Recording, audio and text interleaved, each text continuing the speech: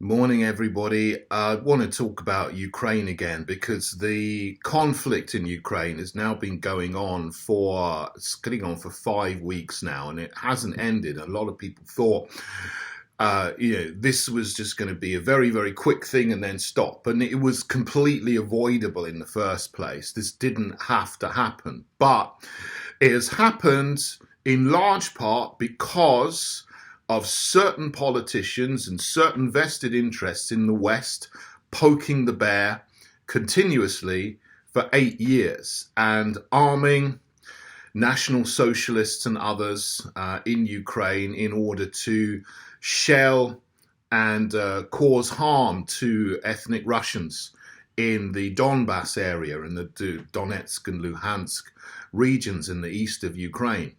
And now there's growing evidence that you won't see on the mainstream that actually the Ukrainian army, with the National Socialists embedded with them, I'm going to call them that for the algorithm, were preparing to go in and take that back and remove the independent governments of those two states, those two statelets in the Donbass area, and possibly even try to go into Crimea and take back Sevastopol, because that's what some people wanted, and some people were really, really annoyed that Russia took Crimea in 2014 and took Sevastopol, because some people in NATO had their eye on it, and a lot of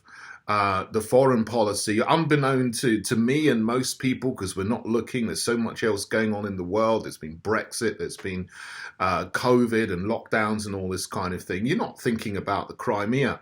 But some people wanted that, and they wanted Sevastopol, because that's where Russia has its big naval base in the south. On the Black Sea. They wanted to take that and make it a NATO, US naval base. So that's what some people wanted. Crazy, it would be much better to try to have made good relations with Russia. They're a Christian nation. We're supposedly Christian nations, although that's been completely eroded over the last 50, 60 years. We could have got on and traded and been friends, but some people didn't want that, and wanted to start and ramp up tensions with Russia for some crazy reason. That's what's happened. That's what's happened now, and they've used Ukraine to do it. Not as well. What's been going on that's all coming out now is that some of the members of the families in politics in America, Biden's son was paid by this Burisma energy company. What was it, $80,000 a month? I think nearly $1 million a year for sort of a no-show job.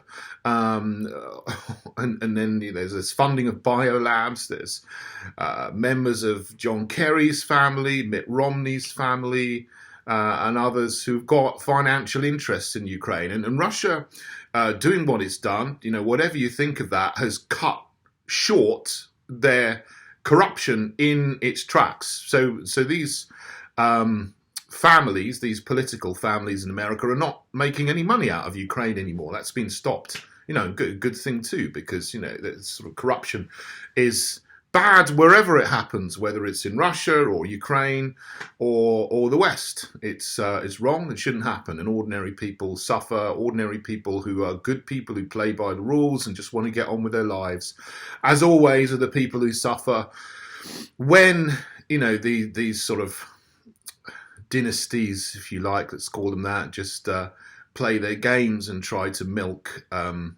everything else in every other country. But so what's happening here at the moment in Ukraine? Well, what you're being told on the Western mainstream media is either completely false, or it has a little bit of truth in, but it's inverted so much that it's the narrative that it gives you is completely opposite to what's really going on. So Russia is winning the war, clearly.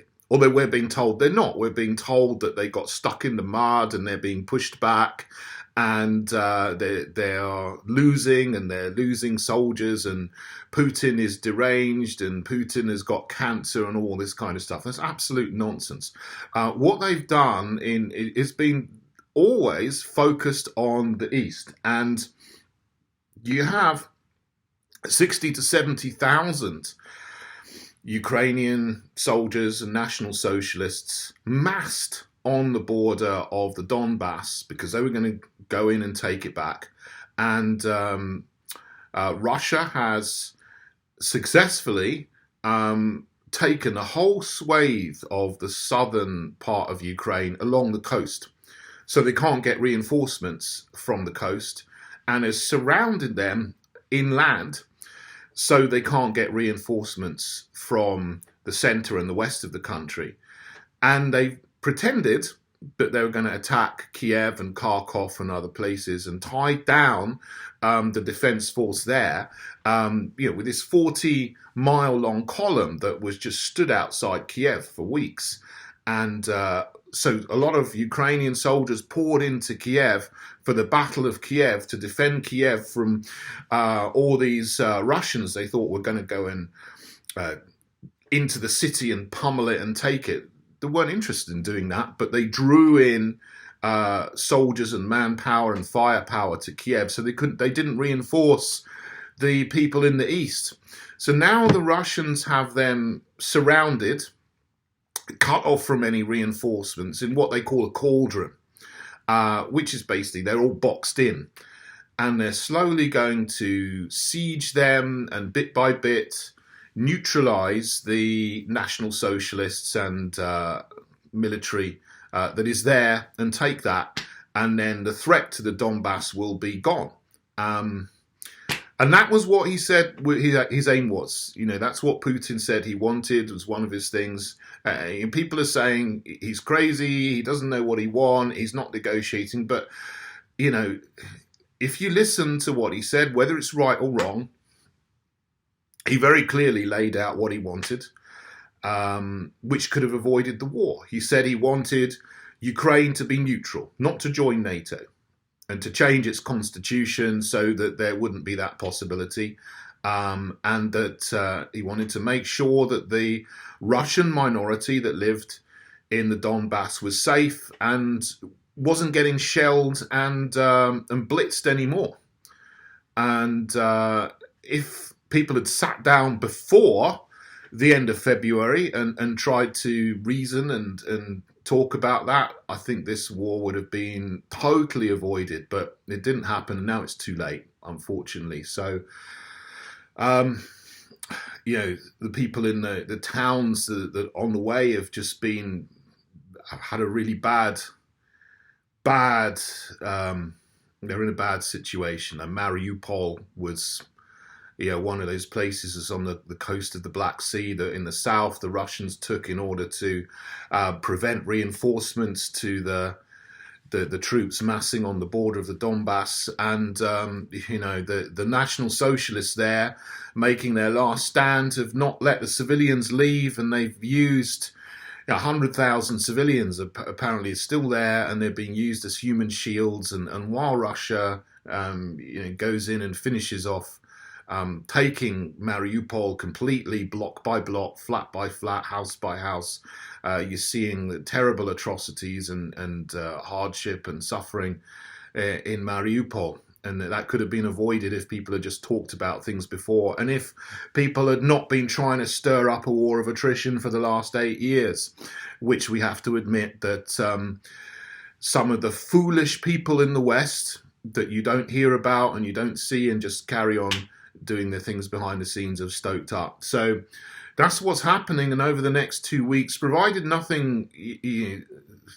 one tries to do anything really stupid, like set off a false flag chemical attack, in order to justify sending NATO troops into Ukraine, which would be a disaster. I mean, that would just be utterly stupid. But there are some people who really do. Some people in the West want to turn this into a long-term war of attrition so that we keep on spending money, giving money to arms dealers and arms sellers and so on. They don't care about the death and destruction that's going on. There's no good solution here to this, but the best thing is to just let this play out, burn out in the next couple of weeks, and then try to normalize things. But what's also happened is that you have some people, again, in the West who have started an economic war as well on Russia, and it's backfired. The sanctions they put on Russia, like saying that or throwing most of the Russian banks out of the SWIFT payment system, for example, it has backfired because they haven't been able to remove the two biggest banks, Sberbank and Gazprom Bank, because the Germans need them to pay for the gas they get from Russia. So they haven't been able to put total sanctions on Russia because a lot of Western countries are completely dependent on Russian oil and gas for energy. And it's not just that. We buy food, wheat, grain, and fertilizer from Russia, which is a huge issue. You're not seeing the effects of that now, but unless we get back to normal soon, the harvest in the West later this year, when the harvest comes in August, September 2022, is going to be very small because right now we need fertilizer, and Russia is the major manufacturer and supplier of fertilizer around the whole world. So if we're not buying fertilizer from Russia, we won't be able to grow as much food as we normally do. So that is going to cause severe food shortages later in the year, just by virtue of the stupidity of people who saying, for our virtue signaling, we're not going to buy fertilizer from Russia because it's the right thing to do. Never mind that 6 months down the line, millions of people in the West and around the world, who are putting sanctions on Russia are not going to have enough food to eat. Let alone maybe, even sooner not have any gas to heat homes and power industry. And Germany's in a real big problem because what Putin has done, of course, is say that unfriendly countries, which is basically all the countries of the West, who are supporting the National Socialists. I really wish they wouldn't be doing that. It's just appalling, absolutely appalling. We should do what Viktor Orban in Hungary seems to be the only wise leader in the West. He's saying, I'm staying out of this. I'm not taking sides.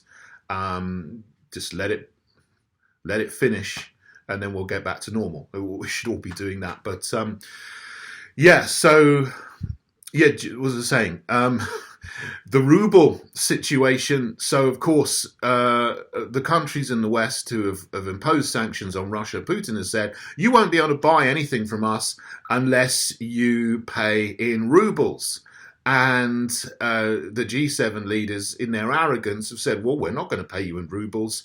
And when this comes in on Friday, the 1st of April, which actually is April Fool's Day, some of these people are going to end up being big fools. Russia may, call their bluff and cut off the gas supply to Germany. Who knows? So we're going to see on Friday what happens here, because someone's going to have to back down. And it's either going to be Putin backing down and saying, okay, we'll continue to take payment for our gas in dollars, pounds, and euros, or the Germans and others are going to have to back down and say, okay, we'll pay for your gas in rubles. But there's only going to be one person who's going to win that call my bluff. So it's going to be very interesting to see what happens on Friday and where that goes.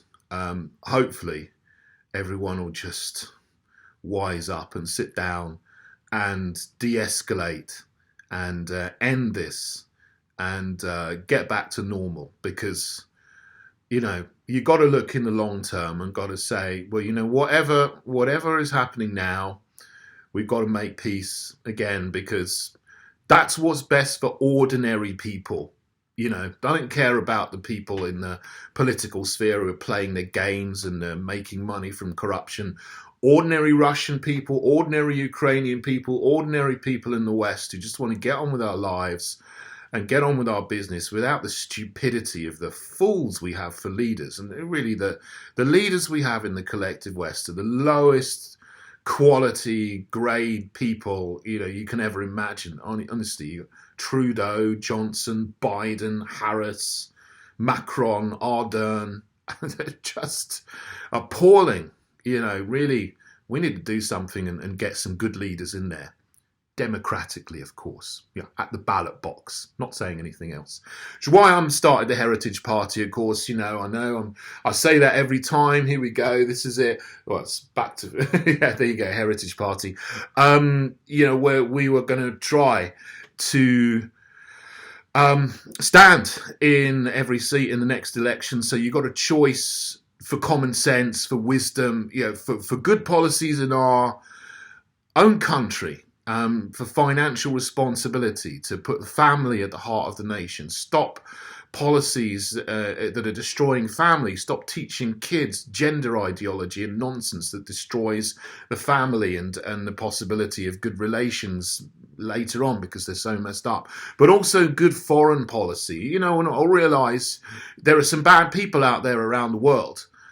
You've got to be strong when dealing with bad people, but you've got to be wise as well and not hurt your own country, not cut off your nose to spite your face, as they say.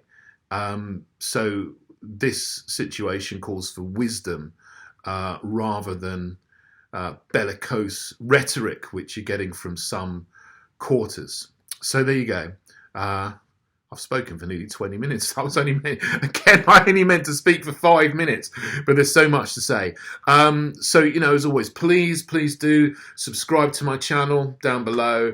Join me in the Heritage Party if you can. Links down below, because we do need to change things politically in the UK.